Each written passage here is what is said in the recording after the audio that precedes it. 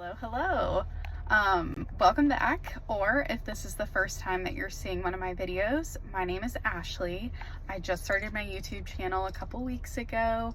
I post Disney content, hopefully some lifestyle content coming up, and maybe some wedding stuff as well. This video, we are going to get into how I plan my Disney trips with my family. So let's just get right into it. When thinking about planning for a Disney trip, there's a couple things that really kind of drive the decisions that I make for planning and like booking certain things. So first is like length of stay. How long are you planning on staying at Walt Disney World? And then the next thing that comes into play is how many park days are you planning on having? Gonna do a park hopper, like go to multiple parks in the same day, or are you planning on doing one park per day, so you stay at the same park? Another thing that I take into consideration when I'm planning a Disney trip is there any sort of events going on that I really want to go to, like Flower and Garden, Food and Wine, Mickey's Not So Scary Halloween Party, Mickey's Very Merry Christmas Party, Jollywood Nights. Like there's so many things that Disney does throughout the year that are considered like special ticketed events that may play a big role in how we schedule things during the trip. And for this trip that we're planning on taking, my mom, fiance, and I are actually doing the Moana 10K, which is the weekend of the Princess Half Marathon. So that is like already a set thing in our schedule. So that's gonna make a big difference on how we plan our upcoming trip. So let's kind of get into how I planned everything and kind of what we plan on doing while we're down there. So just to kick things off, we're doing a long weekend. We decided to go down on Wednesday. We're gonna drive down, which I know is kind of crazy. It's like 11 hours, but it just kind of is what worked out best for our family. And we are coming back Sunday morning. So really like days there, we've got Wednesday evening, Thursday all day, Friday all day, and then Saturday all day, and then Sunday we are headed back home. So with this long weekend, typically what I do with long weekends is a park hopper, because you don't get to see all the parks if you do one park a day. And typically during longer trips, I would say just do one park. Don't park hop, just enjoy it, take your time. But when we're a little crunched for time, we tend to park hop and cram everything into a couple days. So we've really based our whole trip on the Run Disney event. So the 10K race is Saturday morning, very early in the morning. And when you do any sort of Run Disney event, typically a day or two before, you have to go to the Run Disney Expo at ESPN and you pick up your bibs.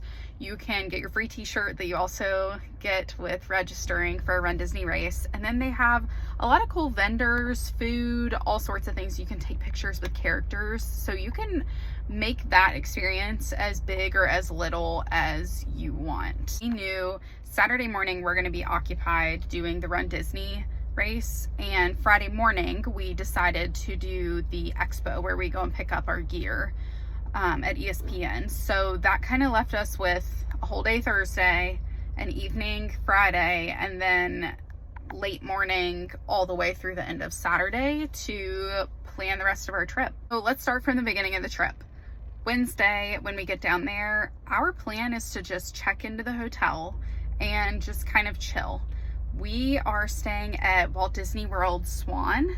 We've never stayed there before. I love the location of it. That's primarily why we chose to stay there, because it's right near Epcot, which is where the race is. We love the boardwalk area. And you can walk to Epcot, you can walk to Hollywood Studios. There's a Skyliner right there. You have boat access. And then of course you have the buses too. So we really love the variety that the Epcot resort area offers. So we decided to stay at Walt Disney World Swan. I will do a review of pros and cons of staying there when we get back from our trip. So when we get down Wednesday, our plan is to just kind of chill, go walk around the boardwalk, get some food, just hang out. The weather's supposed to be really, really nice, like 60s, 70s. So it's really perfect weather. Could not ask for better. And then Thursday, we are doing a full long park day with a park hopper. So we will be spending the morning at Disney's Animal Kingdom, and then we are going to park hop over to Magic Kingdom in the evening. So I'm very excited. We have so much to ride and so much to do in one day. So it's gonna be a long day, but I'm super excited. Friday, after we do the Run Disney Expo in the morning, we plan on going to Disney Springs. I love a good afternoon, evening Disney Springs shopping, eat some good food. We love going to Raglan Road. That's probably one of our favorites. And the reason that I love it so much is because they have gluten-free fish and chips, which I have never found until I went down to Disney a couple years ago. I finally had gluten-free fish and chips, and it changed my life. So we love going there. We love the dancing, the atmosphere. It's so awesome. So after we get done doing all of that, we'll probably have an early night. I think the 2 a.m. wake up call for race day is gonna do us in for the rest of the evening, but I'm really excited to do the expo. That'll be new, and then going to Disney Springs for the evening. Saturday morning is race day, so we will get up super early, go to Epcot, and do our race. And then we decided, you know, while we're at Epcot, we might as well just stay. So you do have to purchase a separate ticket. The race ends on the outside of the Epcot gates, so you do have to purchase a ticket to go back in. We just decided to go ahead and do it. We're there, we're up, we might as well just have a full park day and enjoy it. It's our last day. And then park hop over to Hollywood Studios to end the night. And then basically the next morning we are up and at 'em, headed back to Virginia. So this kind of gives you guys an idea of how we are planning for an upcoming long weekend Disney trip. Another thing that anyone who's planning a trip has to consider is you really can't do it all in one trip.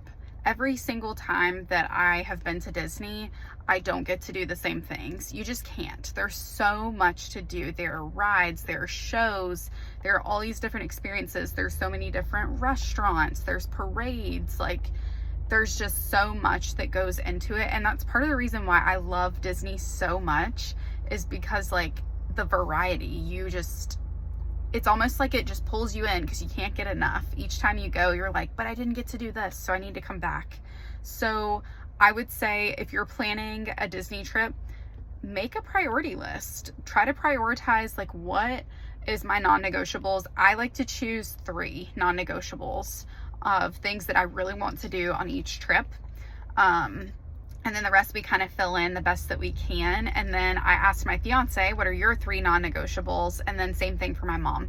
A lot of them overlapped. We are very ride heavy people. We love doing the rides, and there are certain rides that we are like, we have to do this or our Disney trip doesn't feel complete. So kind of what we plan on prioritizing when we go down is doing some of the rides. Another thing that was really important to us was to get good food and good drinks. We love Epcot's World Showcase, where you can walk around and get like smaller meals. And we love to try the different pavilion foods, and then even trying the drinks too. My fiance and I split drinks all the time. We'll go and get a margarita in Mexico and then head to the next pavilion and split a different drink, because it's so cool to try food from different areas that you don't get in your hometown, especially where we currently live. I don't get the same like dining experience as I do at Disney World. And I just think it's really cool to learn about other people's cultures, traditions, all those sorts of things. This upcoming trip, we do plan on utilizing the Lightning Lane Multipass and the individual Lightning Lanes. That way we can maximize our time in the parks and we can ride what we want to ride, so we don't spend so much time waiting in line, especially since we're doing a park hopper. And that way we can do other things too, because like I said earlier, we really wanted to prioritize like getting some good snacks and getting some good drinks too. So that's kind of what we set aside some money to do for this trip. That was entirely too much information, so I'm going to end the vlog here, but not without announcing the next video series. I'm doing my drums for you guys, drum roll. I am planning on vlogging the Disney trip, so I'm hoping to give you guys some good Disney Day vlogs And then we will wrap it all up with a vlog at the end of our trip, kind of sharing like pros and cons of the hotel, things that we did, maybe some merch that we bought. But I'm just really, really grateful to have finally started this journey. And I so look forward to connecting with you guys on the internet. Please drop any questions below or anything that you'd like to see in future videos. Like and subscribe to my channel. It really helps me out a lot. And I'm about to head into work, so I will see you guys next time. Bye.